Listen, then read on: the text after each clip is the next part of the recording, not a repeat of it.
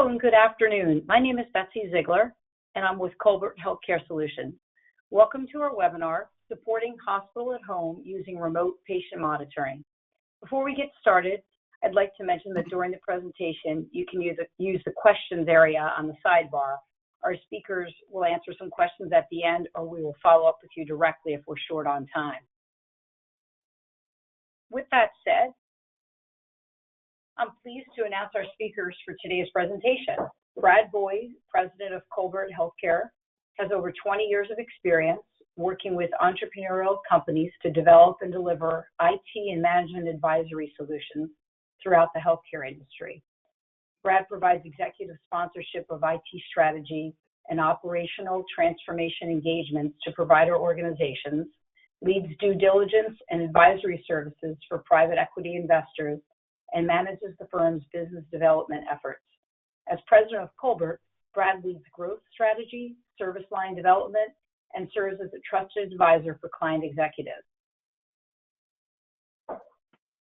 Dr. Adam Wolfberg, CMO of Current Health.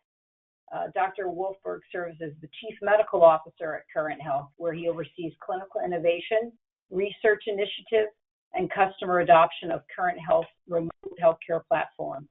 Prior to Current Health, he served as Chief Medical Officer at Ovia Health and Director of Clinical Effectiveness at Athena Health. Adam is a trained obstetrician and continues to practice at Cambridge Health Alliance in Massachusetts. Brad and Dr. Wolfberg, thanks for joining us today. I'll now turn the presentation over to you. Thank you, Betsy. From an agenda perspective, we're going to start off talking a little bit about the background of hospital care at home and how it's evolved into the current acute hospital care at home program. Dr. Wolfberg is going to talk about operationalizing remote healthcare delivery, and we'll wrap up with a brief case study. We do have some time dedicated to questions and answers at the end of our presentation. Please feel free to enter those into the question box on the right side of your screen, and we'll try to get to as many of those as we can during our time. But we certainly can follow up with any outstanding questions after this webinar. The concept of hospital care being delivered in a patient's home is not new. Johns Hopkins first introduced the hospital at home model in 1995. Over a 3-year time frame, their patient trial demonstrated the program to be effective, both in terms of clinical care as well as cost, and most importantly, safety in terms of an alternate delivery model of care. A larger nationwide demonstration study was started in 2000. Fast forward 2 decades, this concept again accelerated starting earlier this year when the first COVID-19 case was diagnosed in the United States. As hospital capacity became stressed and elective procedures were paused, CMS issued their telehealth waiver in early March. Later that same month, CMS introduced the Hospitals Without Walls program to enhance hospital capacity and to provide patient care in a safe environment when COVID cases and hospitalization first spiked last spring. 3 weeks ago, CMS expanded hospital care at home services with the introduction of the Acute Hospital Care at Home program.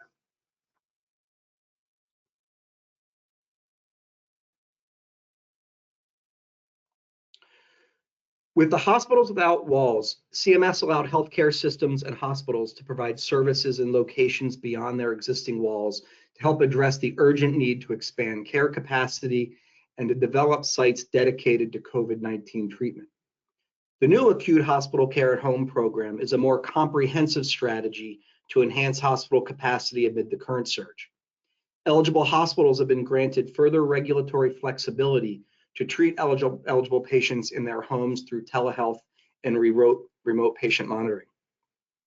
To quote Seema Verde from CMS, we're at a new crisis response with COVID-19, and CMS is leveraging the latest innovations in technology to help healthcare systems that are facing significant challenges to increase their capacity to make sure patients get the care that they need. The 3 main new components of acute hospital care at home include new allowances for telehealth and remote monitoring. Ambulatory surgery centers are able to serve as a relief valve to help overburden hospitals.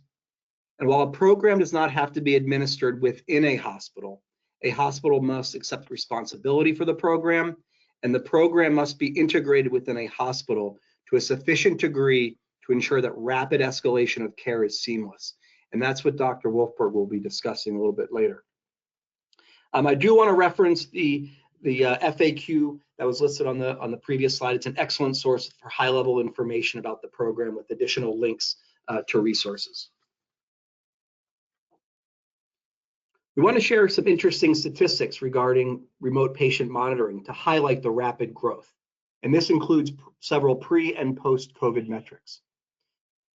Even before COVID, half of the patients surveyed by one study indicated they would be willing to use a connected health device if it was recommended by their physician.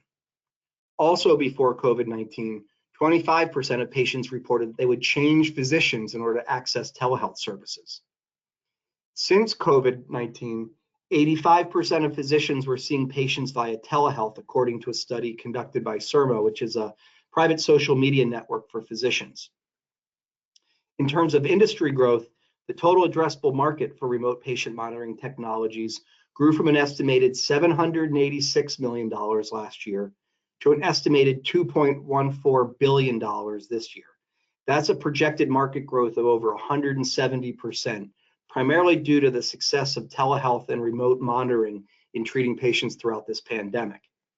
Lastly, McKinsey has reported that they expect a $250 billion shift in healthcare spending from inpatient care to virtual delivery models.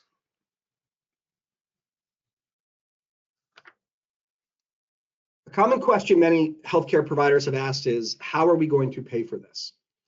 From a coding, billing, and reimbursement perspective, these requirements have not changed compared to services delivered within a hospital. And since reimbursement has not changed, organizations who are facing inpatient capacity challenges now have the opportunity to recover from some of the impacts from when elective procedures were paused this spring by expanding current clinical capacity through the acute hospital care at home program.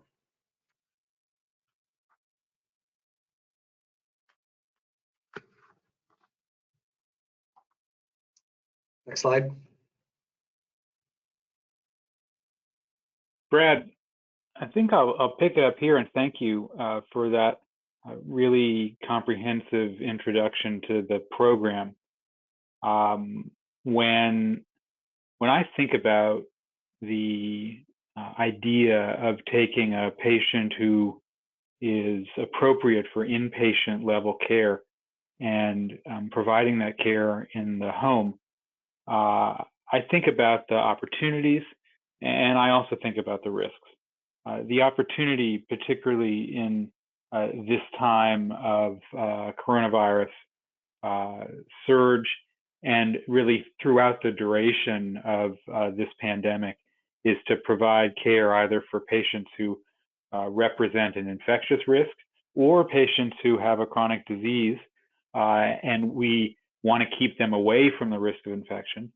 Provide care for those patients outside the hospital, freeing up beds for those who really are most acutely in need of hospital level care. So I think that the opportunity now and the opportunity in the future is significant to provide a really high level of care in a comfortable home environment. So I think then about the risks and how do we mitigate those. I think that in order to provide safe care in the home, the first requirement is that the clinician supervising the patient's care have access to the same level of data and the same ability to interact with the patient that they would have if the patient were down the hall in an inpatient bed. I think that since that clinician is not at the bedside and can't simply walk into the room, the home environment requires a degree of automated surveillance and a certain level of sort of intelligent design in order to bring to that clinician's attention the deterioration of a patient that isn't immediately obvious to either the patient or their loved ones. And lastly, I think that the home environment needs to provide for the clinical team supervising the care the opportunity to intervene, to be in real-time communication with the patient, with those around them, and potentially with the clinicians who are visiting that patient intermittently in their home. So these are sort of the principles to monitor, to detect, and to treat that I think are essential to the safe provision of hospital at home care. When I think about the technology that Current Health has brought to the hospital at home environment, we have sort of designed our technology to meet those needs. In fact, our technology came out of the ICU, and we have deployed it across the United States and across the UK in dozens of clinical environments, allowing clinicians to provide that level of care to patients who are outside the four walls of a hospital. Just some examples of the clients that we've worked with are on this slide here, and they represent a small fraction of those that are our partners in distributed care.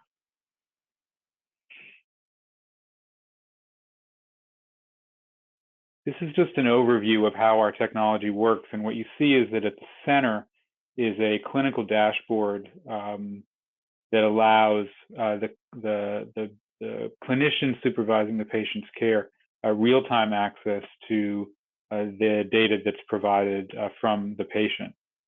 So it begins with the wearable, the round device you see in the upper left of your screen that provides continuous vital sign data, importantly including pulse oximetry data in real time, which is particularly important for the early detection of deterioration in patients with infectious and with chronic diseases.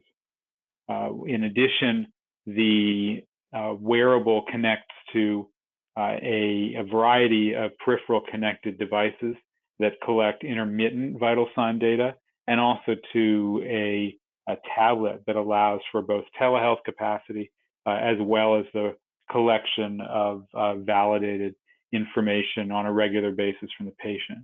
All of these data feed into this dashboard, which is enabled with AI-based algorithms that generate alarms in the event that the patient is deteriorating and they or their loved one is not able to identify that. Naturally, many of our clients wish to work in their own native electronic health record environment, and so this clinical experience is typically integrated into the electronic health record through a fairly straightforward integration.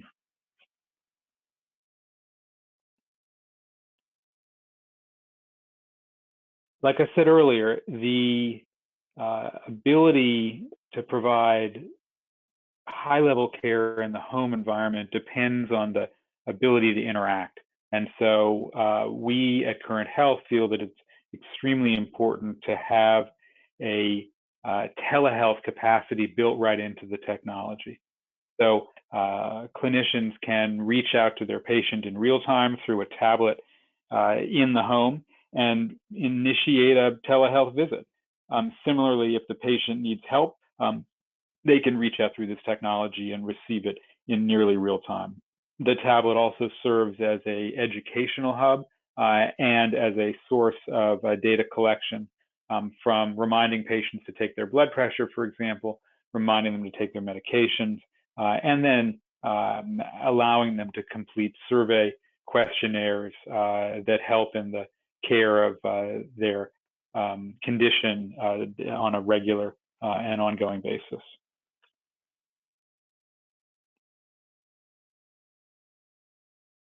We recognize that the outcomes that are expected from a high-quality hospital at home program depend on more than a stream of data. And so Current Health is extremely focused on partnering with our clients and our colleagues to develop a continuous care program that includes the the clinical algorithms in addition to the management of the data. Of course, this also includes the supervision of the data off hours at night and on weekends. If the clinicians in the facility are not able to provide that level of care around the clock, we'll do that for them. And similarly, we will help with deployment of the technology and retrieval when it's done. The hospital at home program, as Brad outlined, requires hospital level care in the home, and that requires that a lot of technology and services be brought to the home in a very short period of time. And so we help to manage that process, making sure that it is able to be deployed extremely quickly and with a minimum of fuss, so that the system can, the program can get up and operating, and the patient can receive the care that's needed.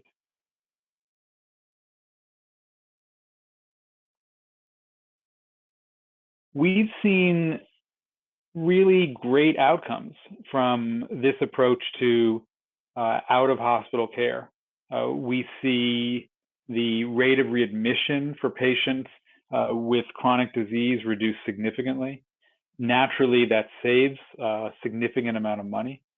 Patients do it and comply with it because they like it. They feel as though their clinician is watching over them and assuring their safety. And that provides a level of comfort that is so meaningful above and beyond the hard metric ROIs. Of course, patients and clinicians succeed from a clinical perspective and from a patient satisfaction perspective, and so are likely to recommend it to their friends and to their colleagues. Before we wrap up here, I did want to just briefly go through an example of one of the success cases that we've seen at Current Health. And I use as an example an integrated health system with facilities spread across the US who saw a specific clinical need focused on patients with coronavirus disease and also patients with pulmonary disease who were at high risk of contracting coronavirus. They really wanted to keep out of the hospital. For this client, we deployed kits across, Current Health kits across the United States that included the core wearable, the tablet that I mentioned, and also Home Hub, which provides connectivity, as well as the peripheral intermittent vital sign measuring devices that are mentioned here on this slide. What we did was we enrolled patients who presented to the emergency department either with symptoms of coronavirus disease or with a history of COPD who needed a higher level of care than could be provided in the emergency department. If you'd go to the next slide, please. Once the patient was deemed to be clinically appropriate for hospital admission, but also potentially eligible for the hospital at home program, the pulmonary team supervising these patients was consulted and asked whether the patient would be appropriate for admission to this special program.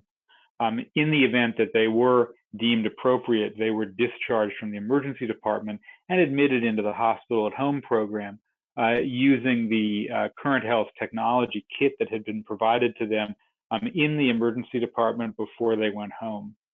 That assured that the kit worked and was comfortable when they walked into their home, and then their hospital at home experience began with the vital sign monitoring, and then the following day, the ancillary services that are required as part of the hospital home experience pilot through CMS.